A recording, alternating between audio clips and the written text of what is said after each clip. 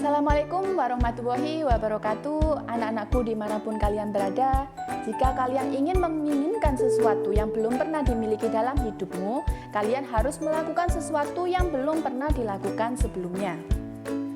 Saat menginginkan suatu hal yang belum pernah kalian miliki, kalian harus melakukan sesuatu yang baru. Dalam kata lain, melakukan terobosan, sehingga jalan untuk mendapatkan keinginan tersebut akan semakin terbuka. So, welcome in my learning video, and this video will be discuss input transaksi bagian pembelian. Baik, untuk kali ini saya hanya akan menyampaikan cara entry transaksi pembelian kredit atau tunai, retur pembelian, dan pengeluaran kas untuk utang. Pada studi kasus kita telah disediakan beberapa bukti transaksi. Yang pertama, jika bukti transaksinya berupa faktur dan di bukti tersebut tidak terdapat tanda kopi, maka dapat kita pastikan bahwa itu adalah bukti transaksi pembelian. Seperti contoh berikut.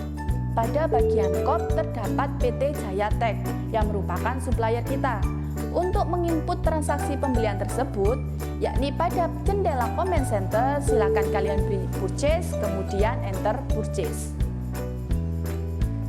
Pada bagian atas, silakan kalian pilih nama supplier sesuai dengan soal, yaitu PT Jaya Tech, kemudian tekan tab, dan ini yang paling penting, silakan hilangkan tanda checklist pada teks inklusif yang ada pada pojok kanan atas. Kemudian pada purchase diisi nomor faktur yakni F05, date-nya diisi tanggal faktur yakni 10 Desember 2019, kemudian pada tabel untuk bill-nya diisi jumlah unit untuk barang pertama yakni 11, lalu tekan tab pada keyboard untuk geser ke kolom sebelah kanan. Geser lagi sampai muncul tampilan pilihan barang, lalu pilih PM300. Kemudian tekan tab lagi untuk geser ke kolom price, isikan 16 juta dan kemudian tab lagi sampai ke kolom bill lagi. Dan kita inputkan barang yang kedua dengan cara yang sama, yakni bill diisi 8, kemudian tab dan pilih barang SM300. Dan di tab lagi sampai pada kolom price dan diisikan 12.500.000. Kemudian jika sudah selesai, silakan tab 1 kali saja. Kita lanjut ke bagian bawah. Untuk frag-nya yaitu biaya angkut pembelian. Jika ada, isikan jumlahnya. Jika tidak ada, silakan dikosongi. Kemudian total amount harus sama dengan jumlah yang terdapat pada bukti transaksi, yakni Rp303.600.000. Dan antara total amount dan balance due harus sama. Jika bukti transaksinya berupa nota kontan, maka dapat dikatakan bahwa terjadi pembelian secara tunai. Dan jika pembelian tunai, maka cara inputnya itu sama dengan pembelian kredit. Perbedaannya hanya pada bagian bawah, yakni pada P2D. Diisi dengan jumlah yang telah dibayar. Biasanya diisi sejumlah total amount jika pembelian tunai. Sehingga balance due-nya dia 0. Jika pembelian tunai, artinya hutang 0 dan sama dengan lunas. Jika sudah sesuai, silakan bisa klik record.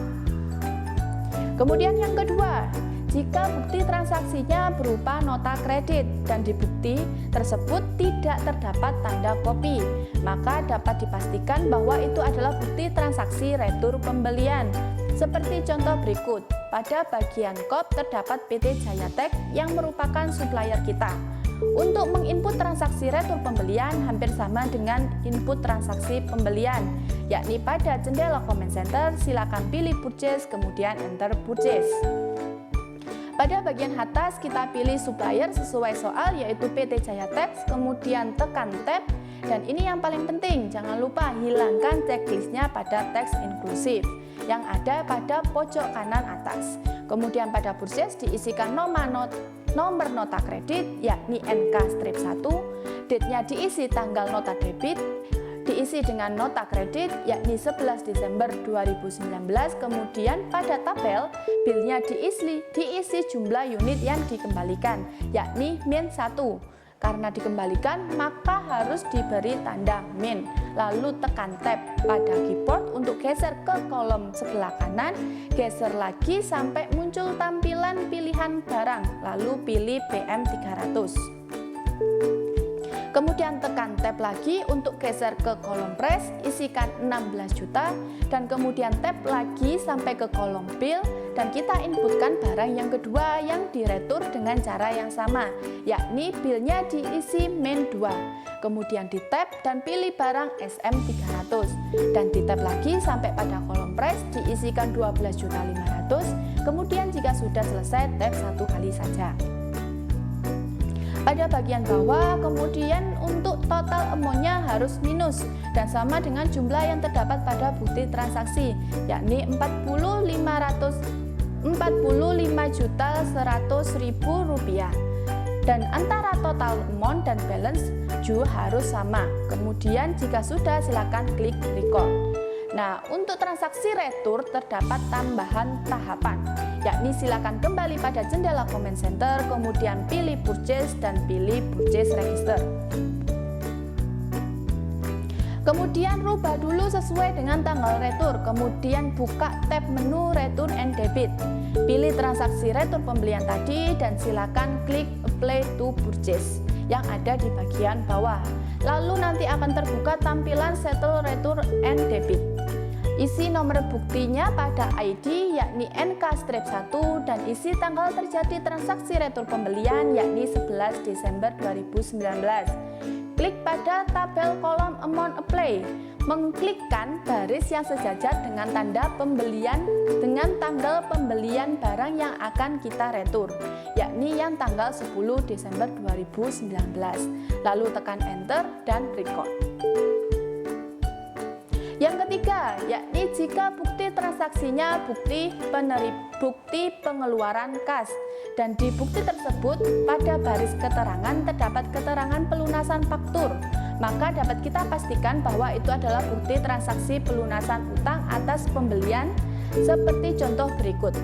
Untuk menginput transaksi pelunasan utang atas pembelian, yakni pada jendela comment center, silakan pilih purchase, kemudian pilih pay bill. Silakan pilih nama supplier dengan cara klik tanda panah pada kolom supplier, yakni PT Jaya Tax, kemudian klik use supplier. Kemudian isi cek number-nya sesuai dengan nomor bukti transaksi, yakni BKK 12-4. Kemudian tab dan pada tanggal diisi dengan tanggal 18 Desember 2019. Tab lagi dan pada amount diisi jumlah yang tertera pada bukti transaksi, yakni Rp250.745.000. Dan karena pada keterangan bukti transaksi menginformasikan bahwa terdapat diskon, maka silakan kalian hitung dulu diskonnya. Untuk diskonnya adalah 3% sesuai keterangan, kemudian dikalikan dengan total utang. Untuk total utangnya bisa kita lihat di Mayo pada bagian tabel di kolom amount sesuai tanggal yang akan kita lunasi, yakni 10 Desember. Dan tertera sejumlah 258.500.000 dan dikalikan 3%, maka hasilnya adalah 7.755.000. Jadi silakan kalian isikan diskon pada Mayop di bagian tabel pada kolom diskon yang sejajar dengan tanggal pembelian yang akan dilunasi. Jika sudah, silakan klik amount apply dan kemudian tab. Pastikan bahwa finance charge dan out of balance yang ada di bagian bawah itu harus 0.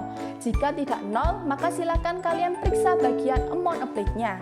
Harus sejumlah yang tertera pada bukti transaksi. Jika sudah sesuai, silakan klik record.